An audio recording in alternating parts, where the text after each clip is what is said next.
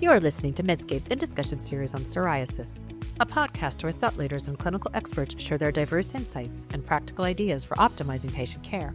This series is hosted by Dr. Stephen R. Feldman, editor of the Journal of Dermatological Treatment and professor of dermatology at the Wake Forest University School of Medicine in Winston-Salem, North Carolina. Relevant disclosures can be found with the episode show notes on medscape.com or the Medscape app. The topics and discussions are planned, produced, and reviewed independently of advertisers. This podcast is intended only for healthcare professionals. Hi, I'm Dr. Steve Feldman. Welcome to Medscape's In Discussion series on psoriasis.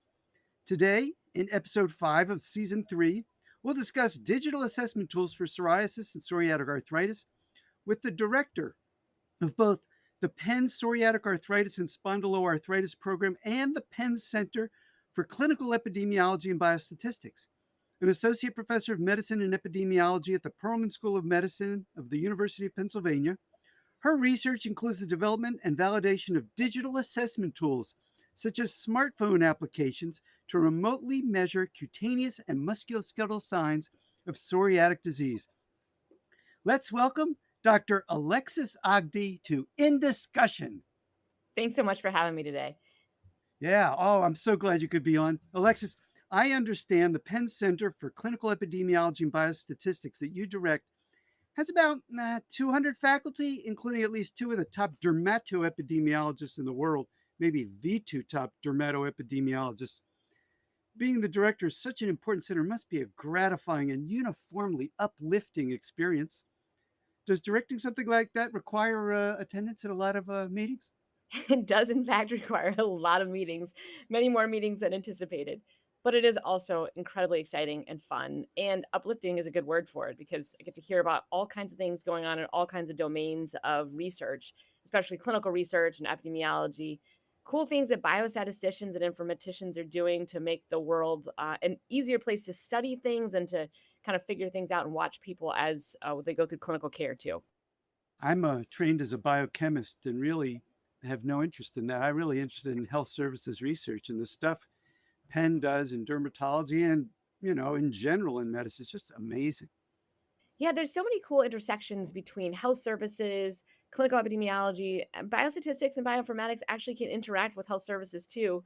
Adherence, which I know you study, is one of the things that sometimes it takes some different algorithms to measure too. But there's lots of fun things in that space. One of the things I've struggled with in adherence is when I do studies that use electronic monitors to measure people's use of medicine every day, a lot of times they're not using the medicine. Now, it could be because they're suffering and they don't use it, or it could be that their skin disease went away, in which case I don't really want them putting the topical steroid on.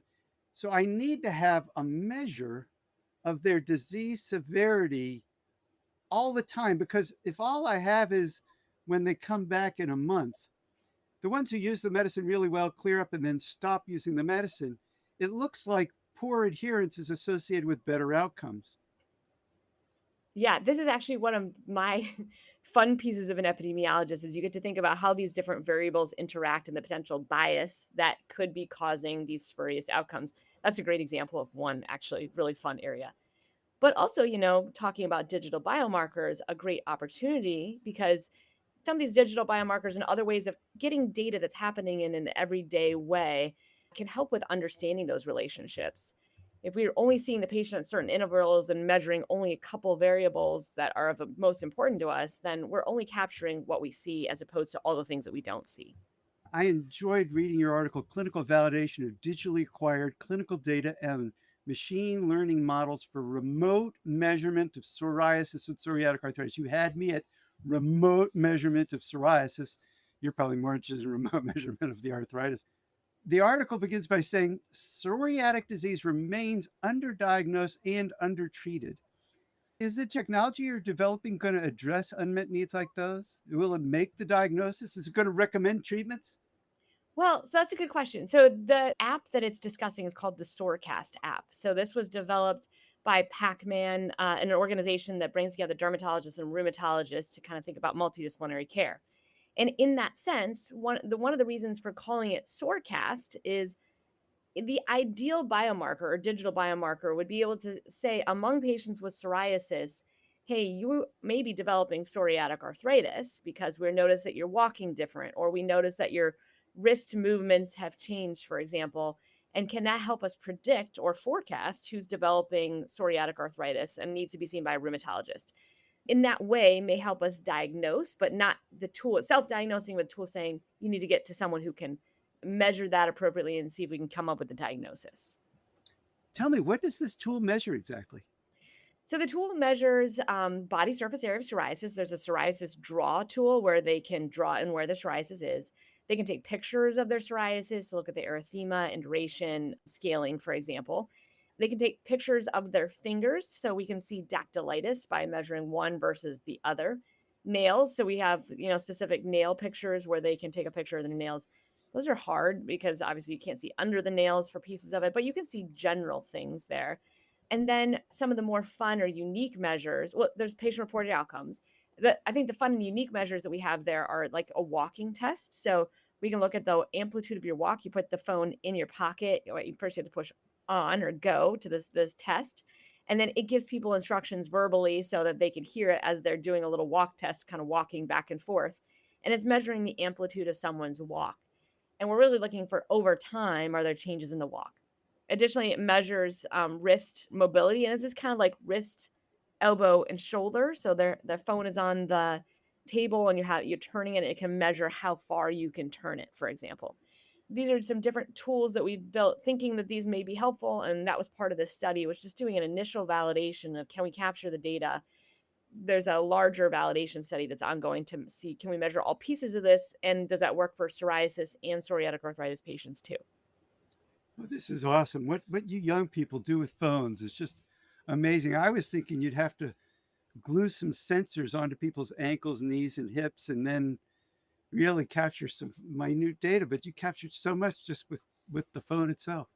Phones now have really sensitive goniometers, so you can get motion and accelerometers. And so all of those pieces together can capture really large amounts of data, not to mention the cameras, which are pretty fantastic. And then if you combine that with an Apple Watch, let's say, you can also get, reasonable data on sleep, heart rate, etc. So you're getting so much information that we can potentially use to understand health outcomes, whether that be looking at cardiovascular risk in a psoriasis patient, or looking at psoriatic arthritis risk or how it's happening, or just general health. Yeah, I've wondered if with that Apple Watch could tell me who's scratching and when they're scratching is a best continuous measure of skin disease severity for something like psoriasis or eczema. Exactly. I think Lourdes Perez Chada, who's one of the authors on this paper, I think she was the first author, maybe. I can't remember for sure. But anyway, so she's testing some of those things with different digital devices as well, and how it interrupts sleep. This paper validated this tool. So when I see patients with psoriasis, I think I get most of the information I need for treatment purposes by asking them, "How you doing? You doing great? Yeah, I'm doing great. Well, then I'm not going to change anything. Oh, I'm not doing so well. Then I'm going to change the therapy. That's about it. Do I need a validated tool in my practice, or do I need a validated tool for research? Yeah, initially this would be for research and, for patient interest. I think I'm very interested in all my own digital biomarkers. I have my Aura ring and my Apple Watch and so on. So I like to watch my own data, and that's part of, what we anticipate that people using this will like to watch their own movement, for example. In clinical practice, there's this problem called the 5,000 hours problem, or this concept that we're only seeing short segments of time in the patient's life. And so we don't see all the other things that are happening.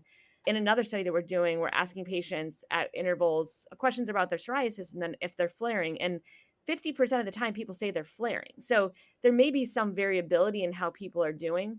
So this is meant to kind of understand better what is the variability in how people are doing, for example. Also, in psoriatic arthritis in particular, I think also in psoriasis, the faster someone responds, the better they feel. And sometimes we'll take trade-offs for taking a longer time to get to the same level of disease activity. One of the things that we want to test with this app is, can we see the trajectories over time and how people respond to therapy, and get some insights about what may be better for certain people, or how certain therapies may work different for certain people. The new measures are very interesting. What measures have we usually used to measure disease? My guess is you rheumatologists do spend more time with the patient, spend more time recording useless, validated, quantitative measures than I do. We do record a lot of things. Actually, we have a paper. I think we had an abstract recently, or we'll have an abstract and paper that demonstrates that, as specialists in psoriatic arthritis, we are better at capturing lots of different kinds of data than a general rheumatologist seeing all different kinds of things. But then the question is, actually, does it matter or not? That's a separate question for a separate day. But we do capture all kinds of things in our specialty clinic, including tender and swollen joint counts, and a number of entheses that are tender, swollen, tender, really, dactylitis. We capture psoriasis body surface area and the PGA, the erythema induration scale. And then we also capture nail disease. So we're writing down all of these things, and they do make a difference in terms of thinking about what the patient has active right now and how we want to select a therapy. I think one of the other good things about capturing data objectively and repeatedly capturing it objectively is that it keeps us on track toward a goal and making sure that we know whether things are going up or down for the patient. For example, when a patient comes in and you ask them how they're doing and they say, I'm doing quite well, I feel really good today. But you see that the score for their rapid 3, which we use in our clinic, has gone up, pretty substantially from the last time they're in. That's now a new reference point. So they're feeling pretty good today compared to how they felt 2 weeks ago, but they're still not doing very well. And so having that objective data point helps you make a comprehensive treatment plan and then put everything into perspective. So I think in some ways it gives it a full perspective. Yeah, I think the way people see things is colored by the context in which they see it. And you're dealing with a disease that can cause scarring and permanent deformity and disability. And I'm dealing with a disease, the skin involvement, where, hey, you clear up the skin disease, skin's back to normal, because the skin is like one of the best organs maybe the best, most important organ in your body. Yeah. Well, I mean, we can contend whether that's true or not, but it is the largest, I suppose. And also, it is, in my opinion, one of the easiest to assess because you can actually see it. So we're often assessing a lot of different things that you can't see, which is challenging.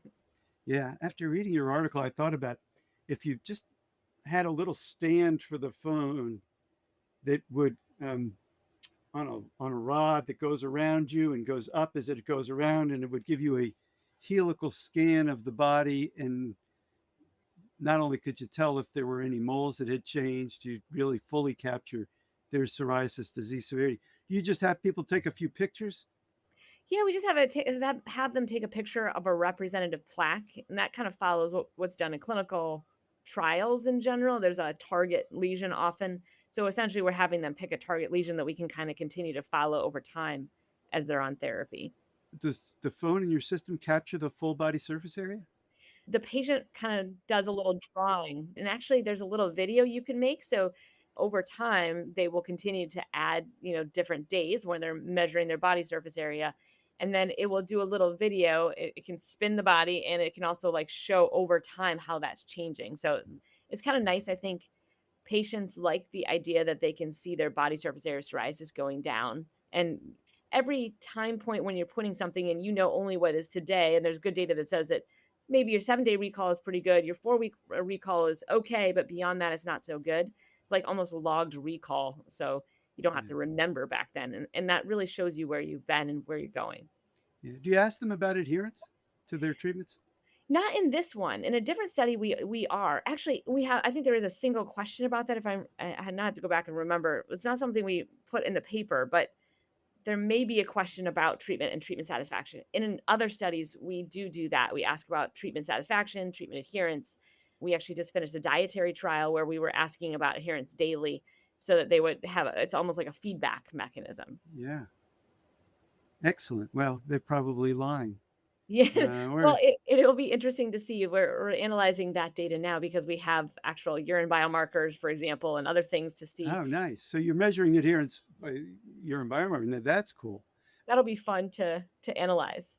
Yeah. And lying may not be the right word because, like you say, they don't remember the recall as a factor, and recalling adherence to pills is right, or whatever treatments can be really tough. It is, yeah. And actually, one of our other trials, we have a pragmatic trial where we're randomizing patients to one of 3 treatments, and they have to log when they get it. So, and then they log again when they take it, because otherwise, exactly, no one remembers what day they took their last biologic dose, or many patients don't remember that. Are you using digital tools or AI in other ways?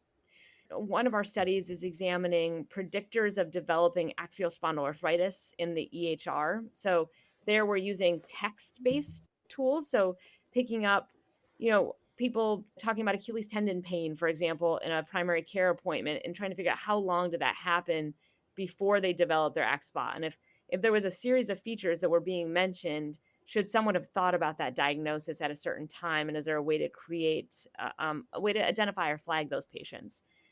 Other ways we're using AI or digital tools or in large databases, again, using coded data. So ICD codes, for example, or prescriptions to say, could we predict when someone's developing psoriatic arthritis or axial spondyloarthritis? Or one of my colleagues is doing vasculitis like that.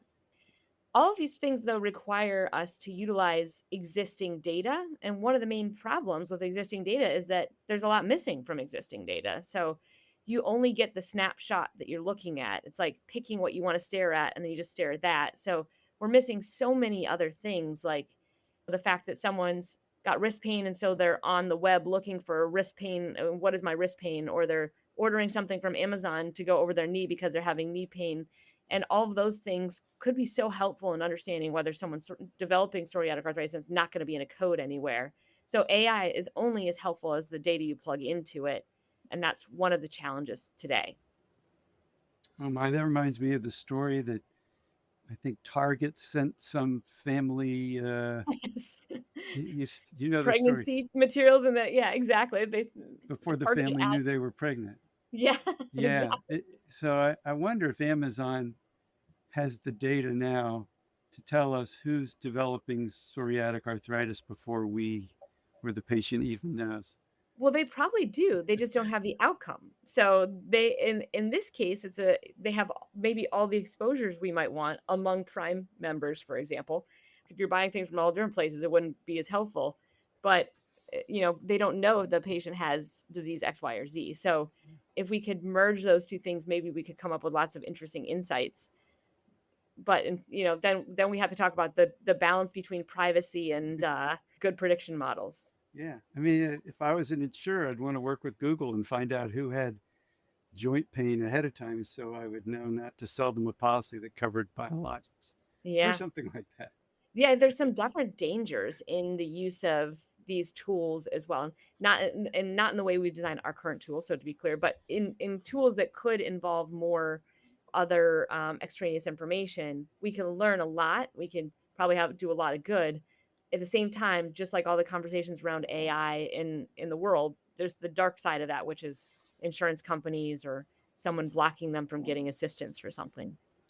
This iPhone I have is not the newest model, but the camera on it probably sees better than I do. Its memory is certainly better than mine at my age, and it can be trained on more skin diseases and things than I can be trained on. So I'm wondering, I've been thinking about taking my wife on a long cruise to Antarctica, which would mean being out of clinic for a prolonged period. But I'm thinking pretty soon it won't matter because they're not going to need me. Well, I still believe that we are always going to have a role, and an important role. So it's just like first of all, for rheumatology, we need all the help we can get because we just don't have enough visits for everybody. I think we have a major workforce issue, and that workforce issue is going to continue to be a problem, even more so in the next 10 years. And I know dermatology has not enough visits for everyone too. So if we could reduce some of the burden, or allow patients to have more self-efficacy and kind of control parts of their own disease and help them with self-management, I think we'd be doing a service to all of us, because then you wouldn't get as many phone calls when you're in Antarctica that you have to answer. I think that's where we want to take some of these tools. How can you help the patient take care of themselves? And then the doctor still has a role, and they have to help interpret in light of the information, in light of who the patient is. But maybe we can take some of that off the doctor so we can use the doctors for the more complex pieces.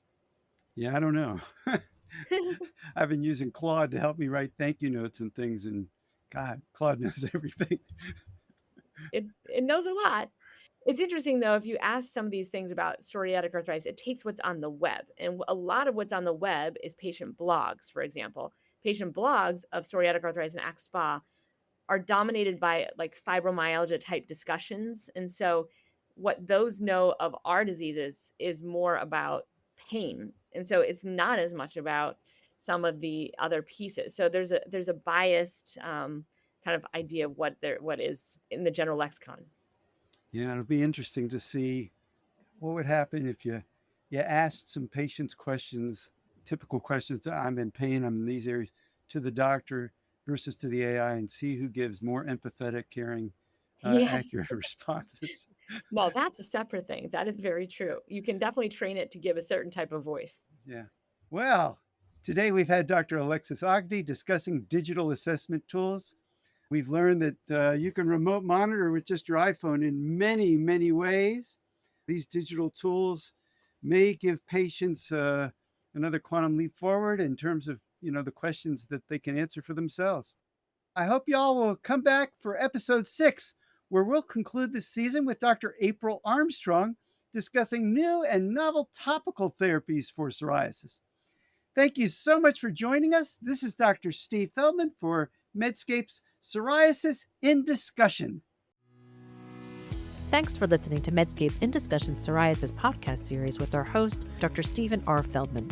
Be sure to look for more In Discussion episodes wherever you get your podcasts. Check out Medscape.com or the Medscape app for show notes, links, and more information on psoriasis.